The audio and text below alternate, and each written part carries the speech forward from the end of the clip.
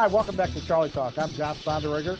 With me is Representative Zerr from the District 18 and Senator Scott Rupp, District 2, the state legislature.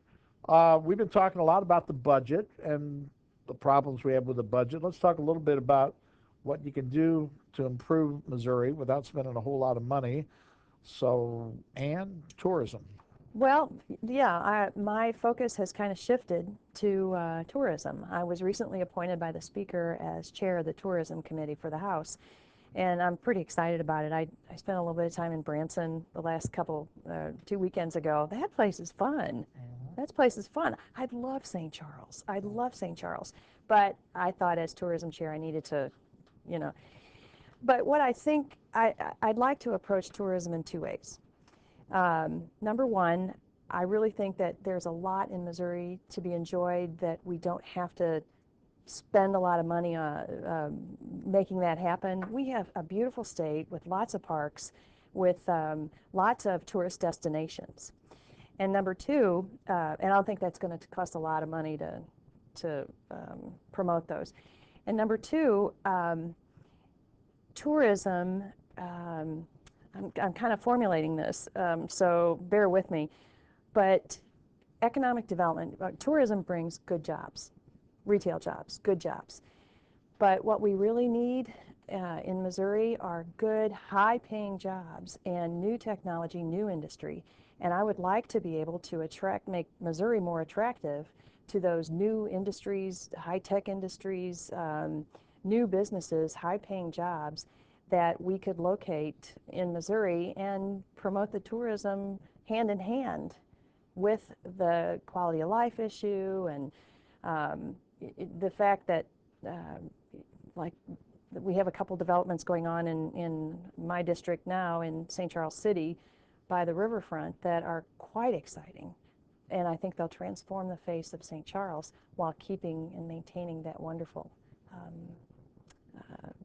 culture of St. Charles. But we also have a lot of, I also sit on the Job Creation and Economic Development Committee, and we've done a pretty good job of driving some businesses out of our states. Not driving, they're more attractive to the states around us.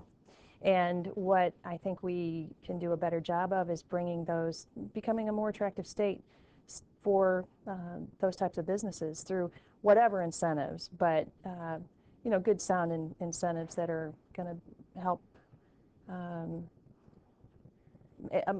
us look even more attractive. What things in St. Charles City are you talking about that would be attractive? You mean the tourist destinations? No, I mean the new developments that you're talking about that are there's is it Harbor, oh my goodness, help me out. the one down along the riverfront? Yeah. I just think that's really exciting with the canal and when I was on Great Rivers Greenway District, the Parks District, we really worked to maintain the natural setting on that island right there. Bangor Island. The Bangor Island. And that's what St. Charles people want. They want to celebrate what we've had all along. We don't want, neon Mark Twains and things like that. We want to celebrate our culture and our heritage. Should we blow up the gambling boat there and get rid of that? Because that's sort of an eyesore there in the... No, they've really been good corporate. You're baiting me here. They've been a good corporate neighbor. Yeah. They really have. And it's part of the package. It's part of the whole package. But I think what we need to do is make it look more rustic, instead of all the neon and all that stuff. Make it fit into the scenery. No, I'll tell you what, John, when they first came here, I thought we were going to get a 40-foot high neon Mark Twain. And that was my fear. And they've done very well at maintaining a classy operation. They really have. So what's your position on the state dog? I know there's legislation introduced for a state dog. I know. Isn't it the Newfoundland? Yeah. Right? A Newfie. Well, actually, Lewis and Clark. Yeah, Lewis and Clark had that dog, Sement, which that's down on in Frontier Park. It's the statue of Sement and Lewis and Clark. Okay. Well, I think that's particularly important because St. Charles is a stop for Lewis and Clark, and where they started out. I think that's kind of neat that we would have the state dog be a newfie. Well, there's going to be some competition, though. Kevin Horgan, my friend from the Post-Dispatch, wrote an interesting column about the various dogs of the state that would be competing, including the dog that apparently the guy that owned it coined a man's best friend. Some guy in Jefferson City area. I don't know what kind of dog that is, but that could become a hot topic in the legislature this year. About Well, we can sure debate that, but I'll go back to you're going to do the newfie. We'll go to the newfie, but the bottom line is we really have to do the work of the people, and the work of the people this year, unfortunately, is the tough budget. Yeah. But you know what? Is you sort of need a little bit of comic relief. I think. And good stuff. Yeah. Positive things too. You know. Well, let's talk about positive things, Scott. There's a move afoot to clean up Jeff City with ethics reform. And several bills have been introduced. Apparently, we have some people going to jail for not paying attention to ethics. What's going to happen? You guys going to do anything this year to try to? Sure. No, I mean, ethics reform is it's common sense reform, really.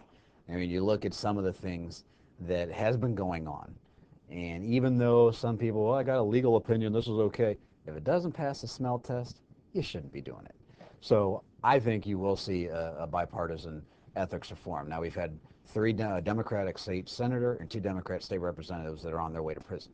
Now, I've heard other rumors of the FBI's investigating, Republicans and Democrats too. I'm not saying it's this one-party issue, but I think you will see a bipartisan effort because, okay, when you got people going to jail, you got people going to prison, we need to kind of take a look at some of the things. But it's going to be common sense reform, and if for some reason the powers that be block it, I could even see each house in their own rules establishing a higher code of ethics that maybe isn't a state law, but it's in our own thing, as this is a rule that we think you should follow, or we can take internal actions against. Do you think it could possibly be party, like the Democrats police their own, Republicans police their own? No. Party? No, it has to be overall. I mean, it has to be overall because it's not a Republican, it's not a Democrat issue. It's you don't break the law. You don't commingle this. You don't do out favors and things this way and kickbacks and stuff. It's just common sense. And you look at some of the stuff that has gone on or is rumored to be going on.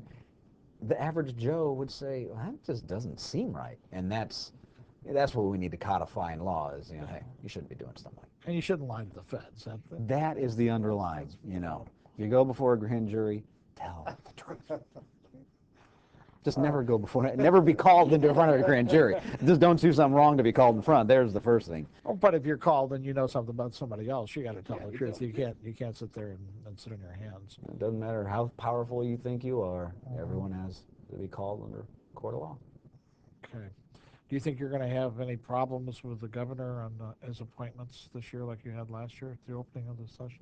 Well, historically, the governor and I have just had problems. We just have never really seen eye to eye on a few things. But there's a couple of appointments that there's a few of us going, no way, this isn't going to happen. But I think that word's been sent back to him, so maybe there'll be some changes. But I don't think we'll have any big. I'm hoping we don't have any big throwdowns from the Senate like we did last year. But if you notice that person that I objected to only lasted 7 months because they didn't get the job done. That's true. Okay, well, that's all the time we have. Thank you, Ann. Thank you, Scott. And we'll be back in touch with these guys after the session gets going and we find out a little more about that budget. I'm John Sonderegger. You've watched Charley Talk.